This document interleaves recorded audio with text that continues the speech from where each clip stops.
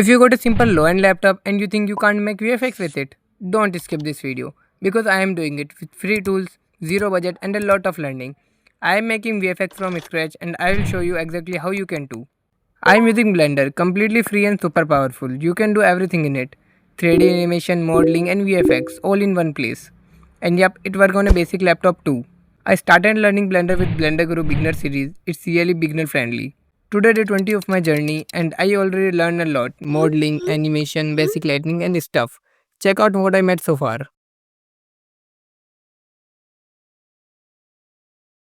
Once I was comfortable with basics, I jumped into VFX. Some tutorials use Premiere Pro, but let's be honest, that's a bit of heavy for my setup. So I did everything inside Blender. Started on day 40 and I added texture in Blender and import models. If you need models, you can use Blender Kit. It has a lot of free models you can use. By day 50, I finished my first VFX shot. Here it is.